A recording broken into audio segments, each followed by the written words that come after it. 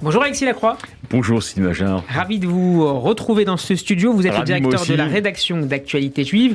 Actualité Juive cette semaine, évidemment consacrée au premier tour de la présidentielle. Évidemment, vous savez, on aurait pu ne pas le faire, non ? Je rigole avec vous, bien sûr qu'il fallait le faire. Mais il fallait le faire d'une façon originale. Je crois que, si vous voulez, aujourd'hui, c'est pas pour tenir un propos désobligeant à l'égard de nos confrères, le pluralisme s'étiole. La parole pluraliste se raréfie. Et donc, le pari que nous avons fait, c'est un pari sur l'intelligence de nos lectrices et de nos lecteurs, et je suis sûr qu'on va le gagner. C'est de leur donner tous les éléments d'information qu'ils sont en droit d'attendre sur les aspects relatifs aux faits juifs, aux faits israéliens, et plus largement à la religion juive, de tous les candidats, de tous les candidates. Et alors, une petite minorité n'a pas eu le temps de répondre au questionnaire que nous leur avons envoyé, qui est un questionnaire qui comporte quelques items, vous pouvez les évoquer, vous voyez aussi bien Jérusalem, capitale d'Israël, l'abattage rituel, la question évidemment très très très sensible et on le sait angoissante pour beaucoup de nos auditrices, de nos auditeurs du nucléaire iranien. Et ils s'y sont pliés, et c'est vrai qu'on a des réponses qui sont passionnantes, d'Emmanuel Macron à Anne Hidalgo, d'Éric Zemmour à Nicolas Dupont-Aignan. Tout le monde a répondu peu ou prou à ce questionnaire d'actualité juive, et donc cela va permettre à toutes les électrices, tous les électeurs de dimanche prochain, de se faire par eux-mêmes leur idée sur les programmes des candidats, dont nous rappelons par ailleurs évidemment la ligne générale en matière économique, en matière de régalien, etc. Ça va de soi. Mais on a voulu les interroger vraiment sur les questions qui sont relatives à, disons, au centre d'intérêt particulier de nos lectrices et de nos lecteurs. Et je vais vous dire, je peux qu'appeler, disons, nos auditeurs à venir voir le dossier, parce qu'ils auront des surprises. Il y a des gens dont ils pensent... Par exemple, sur... Non, mais il y a des gens dont ils pensent peut-être qu'ils sont des amis absolument indéfectibles de l'État d'Israël, et ils vont découvrir qu'un peu moins qu'ils le pensaient. Et inversement, il y a peut-être des gens dont ils s'étaient tentés de penser que la position vis-à-vis de l'État d'Israël était une position de retenue ou de froideur, et je ne dirais pas les noms, et dont ils vont découvrir qu'en fait, non. Ce sont des gens qui soutiennent de manière beaucoup plus active l'État d'Israël et ses légitimes revendications de souveraineté, notamment sur Jérusalem. Alexis, votre regard sur cette présidentielle particulièrement incertaine cette année ? Alors là, on switch sur l'aspect plus subjectif de mon commentaire que vous sollicitez. Qui m'intéresse. Oui, aussi. Alors j'ai fait un éditorial qui n'est pas un exercice de style, mais qui est un exercice de vérité. J'ai essayé de poser calmement ce qui s'est produit. Vous vous souvenez, on fait du commentaire politique ensemble, c'est passionnant, avec Michael, avec David Revaudalon. Le mercredi avec vous. Voilà, et avec moi le mercredi.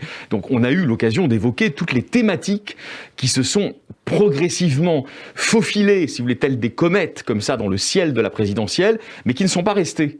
Il y a eu un moment identitaire, il y a eu un moment social-économique, il y a eu un moment ensuite sanitaro-vaccinal, si j'ose dire, autour de la question du pass vaccinal, qui a fait beaucoup de débats dans la société française, mais aucune de ces thématiques ne s'est véritablement imposée comme étant, j'allais dire, le paramètre d'après lequel l'électorat allait cristalliser ou pas cristalliser. Même le pouvoir d'achat ? Alors voilà, aujourd'hui, en revanche, si on est honnête et sincère, il est possible que cette question-là, la question au fond des modes de vie économiques des familles, notamment dans les classes moyennes et les classes populaires, fasse le partage dimanche prochain. Ça, c'est un élément, vous voyez, d'analyse que je vous livre, qui n'est pas d'une originalité absolument fabuleuse, mais qui voudrait dire qu'au fond, après une sorte d'hypostase de la question identitaire, on reviendrait à des choses au fond plus simples, ce qui est tout simple, ce qu'avait dit d'ailleurs Xavier Bertrand, par parenthèse, avant de se porter à la candidature à la primaire. Il avait dit quand même, vous savez, in fine, les Français, ils veulent remplir leur caddie. Et ça explique la dynamique Le Pen. Et ils veulent faire manger leurs enfants. Ce qui, alors si nous avions raison dans notre hypothèse, expliquerait aussi qu'une Marine Le Pen recentrée par l'extrémisme, entre guillemets, d'autres candidats, puisse apparaître comme crédible dans ces domaines. Je ne sais pas si elle l'est réellement, mais vous savez, une présidentielle, c'est aussi affaire de perception. Et puis la deuxième chose qu'on peut dire, et ça nous l'avons dit, je crois d'ailleurs à votre micro d'ores et déjà, c'est que ce qu'on observe, c'est que le test de présidentialité pour un sortant, c'est souvent les affaires internationales. On peut dire ce qu'on veut, on peut contester sa politique, il y a plein de nos auditeurs ou de nos auditrices qui sont sans doute contre lui. Le fait est qu'Emmanuel Macron, à l'international, a plutôt incarné de manière judicieuse l'image de la France. Ça, c'est mon commentaire personnel. Et d'ailleurs, dans la crise ukrainienne, il s'est, comme d'autres, comme le Premier ministre israélien, démené pour obtenir un cessez-le-feu, difficile à obtenir, vous vous en doutez, en raison du caractère extrêmement particulier de Vladimir Poutine, et de la radicalité de sa position. Mais il s'est démené. Et donc il y a eu, ce que vous avez appelé, judicieusement, avec d'autres, l'effet drapeau.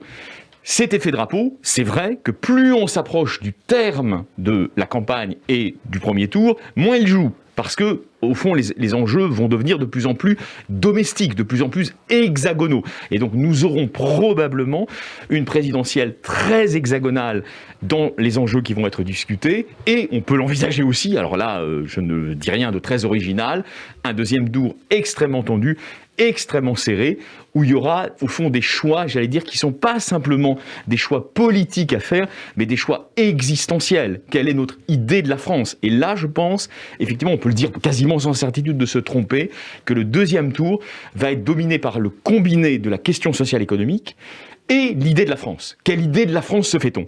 Et il y aura vraisemblablement un affrontement entre deux idées de la France, on va le dire très simplement, très largement antagoniques. Très largement antagonique. Et ça va être, évidemment, de notre point de vue de journaliste. Là, je ne vous parle pas de mes engagements personnels, mais de notre point de vue de journaliste, à vous, à moi, ça va être passionnant à raconter et à faire comprendre à nos auditeurs et à nos auditrices. Et j'ajoute, Alexis, que vous consacrez également cette semaine une large partie de ce journal à l'affaire Jérémy Cohen. Oui, bien sûr, alors, à ce qu'on en sait. Donc là aussi, moi, je ne veux pas aller plus vite que la musique. Il y a une enquête.